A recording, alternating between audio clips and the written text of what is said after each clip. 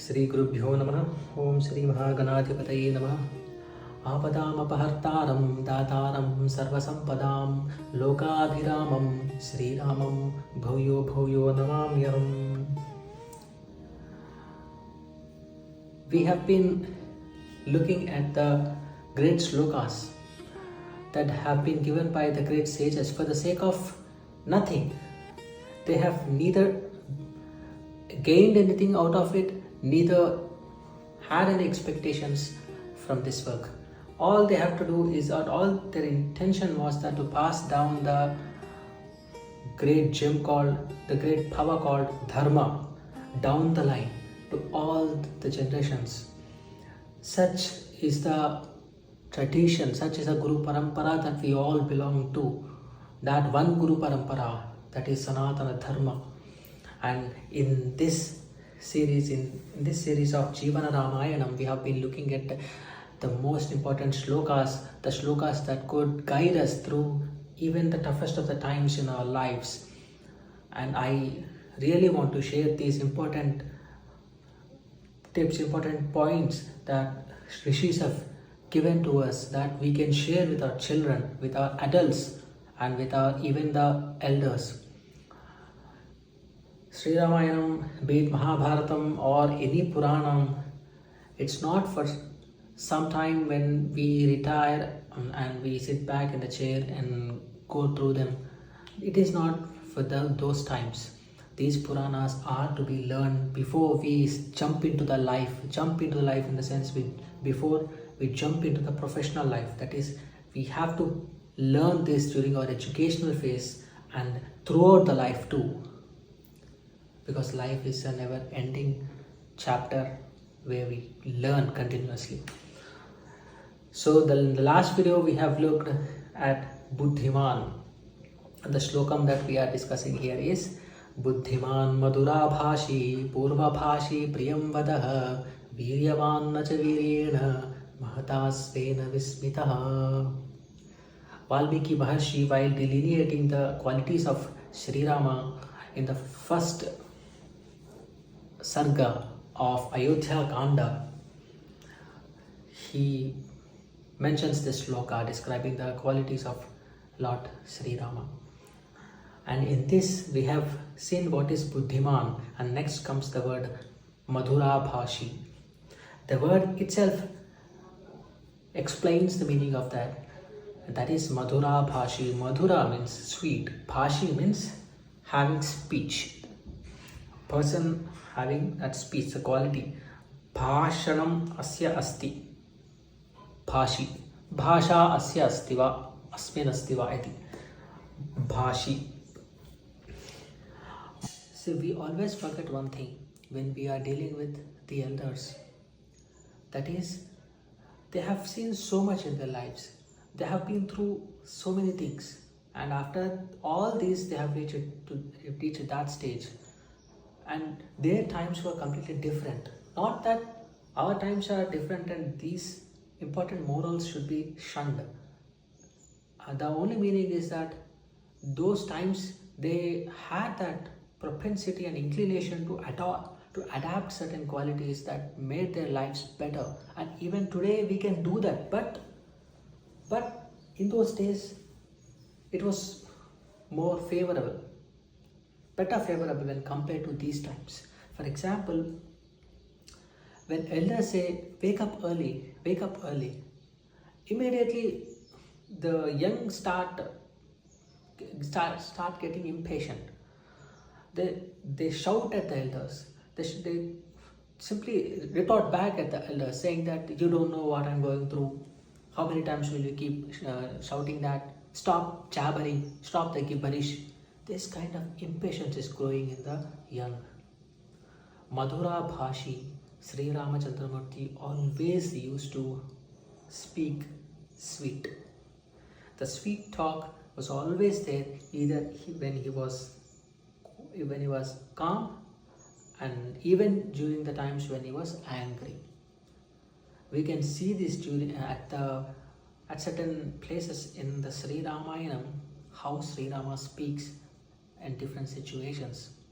Even when he is angry, He keeps his talk sweet.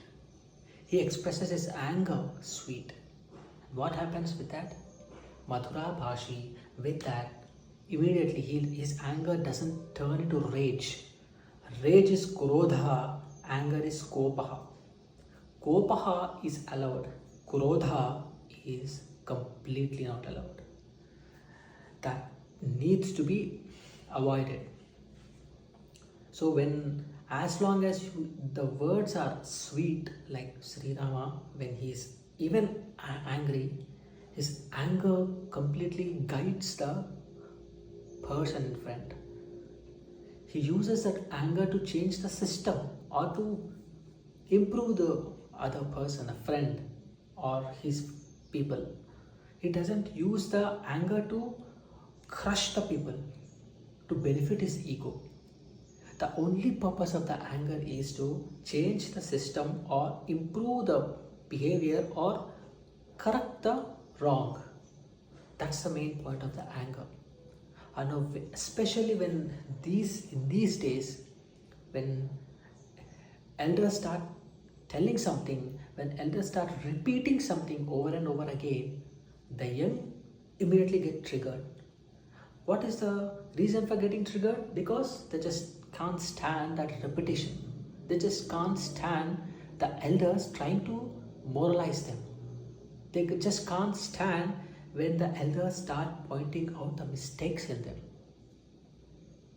And what happens with this? We shout at them. We sometimes throw insults at them. We sometimes completely curse them, abuse them. And there are cases where in this fit of rage, people have even killed their elders. And for what? All this because they tried to correct us. The elders, because after reaching that stage, even 99% of all of us behave the same way.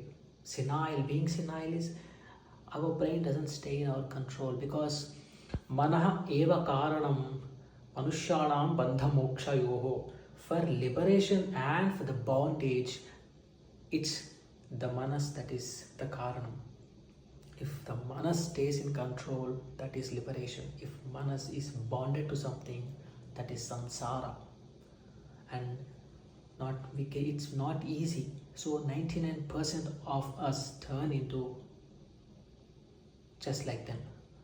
So when they say something, always keep in mind that what they have been through is far better, far greater, and far tougher than what we are going through now. They have seen all this. Their times might be different, but the exposure, the hard work they have put in was something very higher than what we are doing today. So we have to try to understand from their point of view and stop shouting at elders. Start respecting them. They keep repeating it. Remember, after reaching that stage, you will become the same. Because that's what the old age does. Things go out of control. So Madhurā Bhāshī is the word that needs to be remembered by each and every one of us in these situations, when we are dealing with elders, when we are dealing with teachers. Madhurā Bhāshī. What happens? Madhurā Bhāshī. Just even in the fit of rage, control the language. Keep it as smooth as possible. That will start changing the things. That will start converting the things from negativity to positivity, even from the point of view of the one who is taking that anger, whom you are taking out that umbrage of yours. Even he starts feeling that sweetness in your anger, and he will try to understand it, or she will try to understand it, be it sister, be it brother. And elders, I don't need to mention it specially. Therefore, Buddhiman Madhurā Bhāshī Purva Bhāshī Priyam Vadaha Viryavan Nacha Viryena Mahatasvena Vismitaha. And there is a famous Bhartrhari shloka that we used to hear back in those days in the radio. If any one of you had listened to it, it goes like this: the real ornaments are Vak. The real ornaments for a face is Vak, the speech. Vak Bhushanam Bhushanam, that is the real Bhushanam. And we all try to inculcate the same, what Valmiki Maharshi has taught us, and what Sri Ramachandramurti has followed, applied, and taught us. Sri Matre Namaha.